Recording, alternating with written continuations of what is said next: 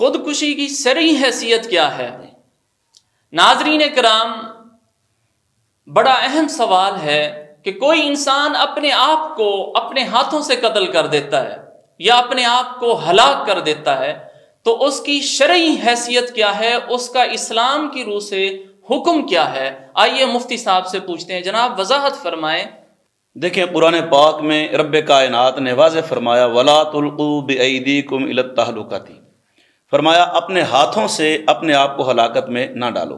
قرآن پاک میں دوسرے مقام پر اللہ فرماتا ہے وَلَا تَقْتُلُوا أَنفُسَكُمْ، اپنے آپ کو قتل نہ کرو۔ جی، اسلام بڑا خوبصورت مذہب ہے۔ اسلام کی روح سے کوئی شخص جو ہے وہ اپنی جان کا مالک نہیں ہے۔ اللہ، یہ جان جو ہے، یہ جسم جو ہے، یہ اللہ پاک کا عطا کردہ انسان کو ایک تحفہ ہے۔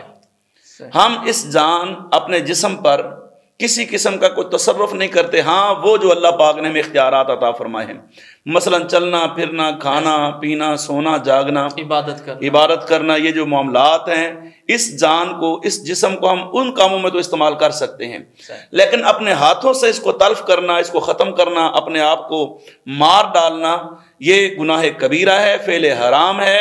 اور اگر کوئی شخص اپنے آپ کو اپنے ہاتھوں سے قتل کرتا ہے تو اس کی شریعت میں سزا بھی ہے۔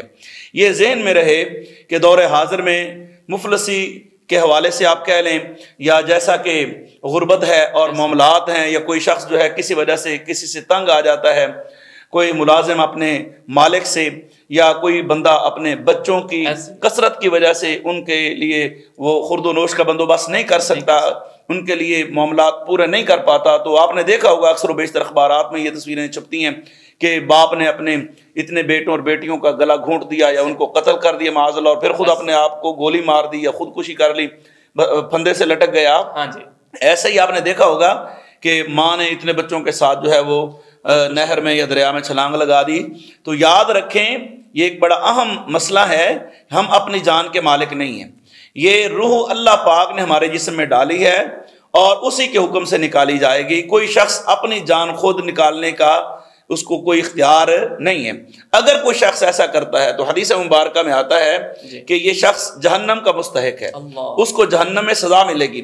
حضرت سیدنا ابو ہریرہ رضی اللہ تعالی عنہ سے روایت ہے، نبی کریم رؤوف الرحیم صلی اللہ علیہ وآلہ وبارک وسلم نے ارشاد فرمایا، میرے آقا علیہ السلام نے ارشاد فرمایا کسی شخص نے اپنے آپ کو لوہے کے ہتھیار سے قتل کیا، مثلا ہتھوڑا ہے، کوئی بھی چیز ہے، تلوار ہے، نیزہ ہے، بھالا ہے، چھری ہے، خنجر ہے، چاقو ہے، کچھ بھی ہو سکتا ہے۔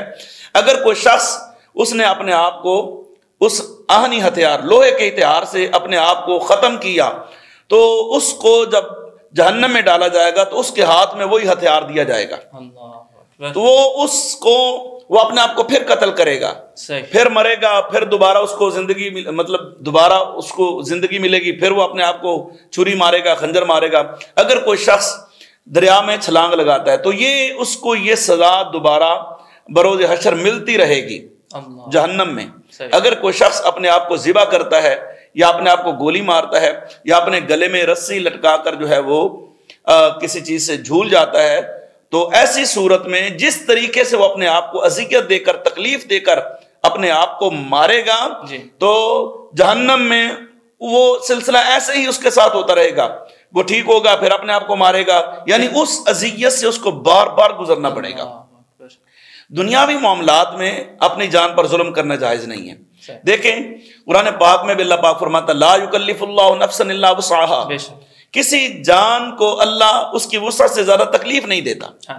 ٹھیک ہے، ہاں معاملات آتے رہتے ہیں، کچھ ایسے حالات بن جاتے ہیں، لیکن اس کا یہ مطلب نہیں ہے کہ اللہ کی رحمت سے بندہ نا امید ہو جائے۔ خود قرآن پاک میں اللہ پاک فرماتا ہے لا تقنطوا من رحمت اللہ، میری رحمت سے مایوس نہ ہو، نا امید نہ ہو۔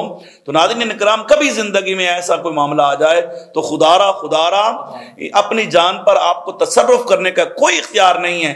ہم اللہ کی مملوک ہیں، اللہ کی مخلوق ہیں، وہ ہمارا خالق ہے، ہمارا مالک ہے، وہ ہماری جان کا مکمل اختیار اسی کے پاس ہے، اور جب ہماری جان نکالنے کی باری آئے گی تو اسی کے حکم سے جان نکالی جائے۔ اپنے آپ کو خود قتل کرنا، اپنے ہاتھوں سے اپنے آپ کو ہلاکت میں ڈالنا، یہ گناہ کبیرہ ہے، اور ایسا کرنے والے کو جہنم کی سزا کی نبی پاک علیہ السلام نے فرمایا اس کو جہنم میں سزا ملے گی، اور وہی سزا ملے گی جو وہ دنیا میں جس طریقے سے اس نے اپنی جان کو ختم کیا ہے۔